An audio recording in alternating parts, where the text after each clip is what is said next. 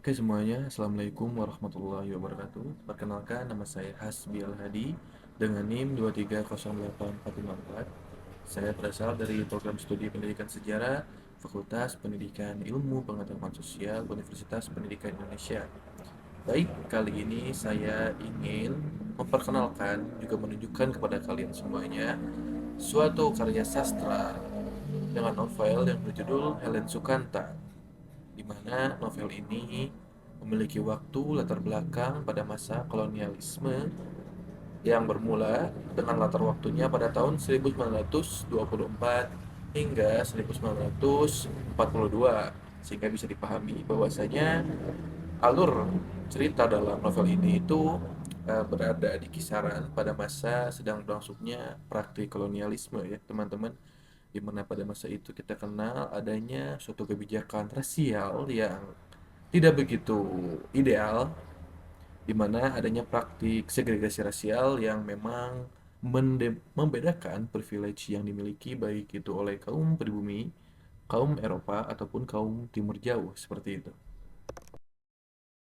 Dalam novel yang ditulis oleh Pidi Baik ini, terdapat beberapa konsep yang dapat mendukung pendapat atau argumentasi saya sebelumnya yang menyatakan bahwasanya adanya kebijakan atau praktik segregasi rasial yang terasa langsung oleh masyarakat dalam aktivitas sehari-hari. Hal tersebut dapat dibuktikan apabila kita menelaah isi dari karya novel Helen Sukanta yang di dalamnya memang memuat konflik personal, sosial, yaitu antar kelas, dan juga rasial yang dalam kurung bisa dikatakan sebagai primordial.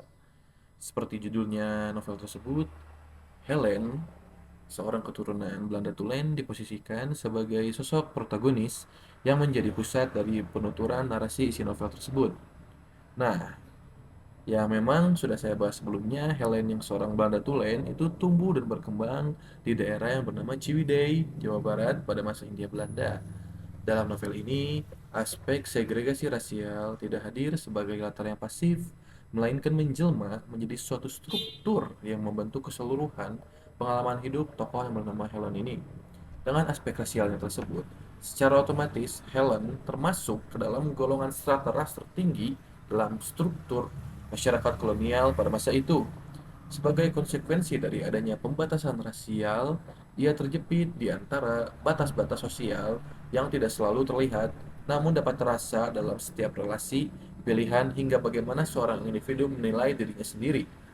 Nah, tokoh Helen dalam novel ini digambarkan sebagai individu yang memiliki pandangan resisten terhadap suatu doktrinisasi rasial yang memang diadopsi karena Belanda membutuhkan hal tersebut untuk menunjukkan eksistensi superioritas ras, sehingga mereka mampu menjadi pimpinan di daerah yang bukan tanah air mereka sendiri. Nah, dapat dipahami dengan termasuknya Helen ke dalam golongan tersebut, dia memiliki jarak secara psikologis, baik itu dengan kelompok timur jauh ataupun dengan kelompok inlander atau pribumi yang memang belum dapat ia pahami bagaimana pola hidup dari kelompok inlander tersebut sebelum ia bertemu dengan Sukanta, yang dimana ia sendiri mengalami suatu periode jatuh cinta kepada Sukanta yang merupakan seorang inlander, hingga pada titik di mana ia mampu mengejar Sukanta dan menerobos batas-batas pemukiman, di mana pada saat itu dalam novel ini dikatakan tabu ya untuk seorang keturunan Belanda Tulen memasuki perkampungan pribumi yang dianggap terbelakang. Nah, eh, ketika Helen mulai memiliki kedekatan emosional dengan pribumi, akses interaksi yang dapat dilakukan oleh Helen dengan beberapa individu pribumi tersebut eh, secara otomatis mengalami hambatan yang memang sudah dibentuk oleh sistem kolonial atau kebijakan segregasi rasial tersebut.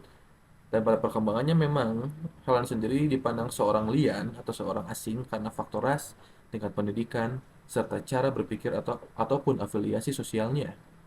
Nah, sehingga melalui novel ini disuguhi sebuah kritik terhadap sistem kolonial di mana segregasi rasial tidak hanya menciptakan ketidakadilan sosial, melainkan juga dapat merusak integrasi identitas individu, di mana dalam perspektif postkolonialisme, Pengalaman Helen ini menunjukkan apa yang oleh Frantz Fanon disebut sebagai keterpecahan subjek terjajah, di mana seorang individu yang terperangkap antara keinginan untuk diakui oleh struktur dominan dan kesadaran atas keterasingannya sendiri. Memang Helen ini pada perkembangannya mulai mengalami eh, keterasingan dari kelompok ras Eropa karena memiliki kedekatan dengan seorang individu seperti itu. Maksudnya seorang individu pribumi.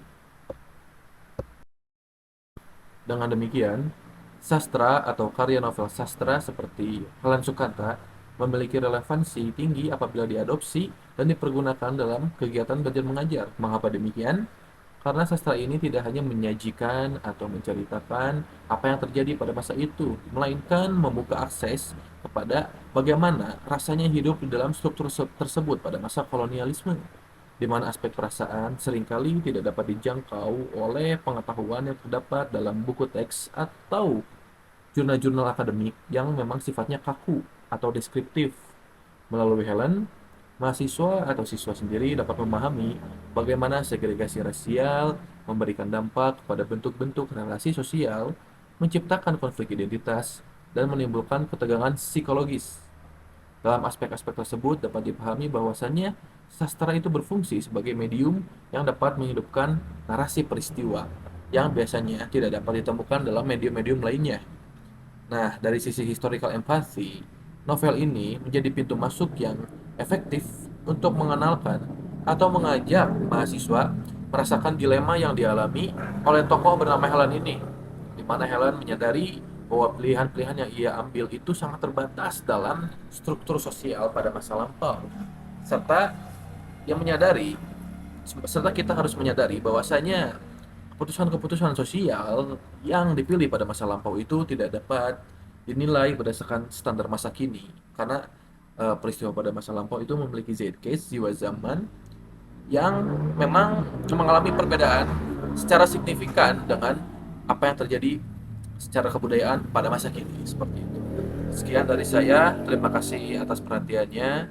Semoga dapat bermanfaat. Wassalamualaikum warahmatullahi wabarakatuh.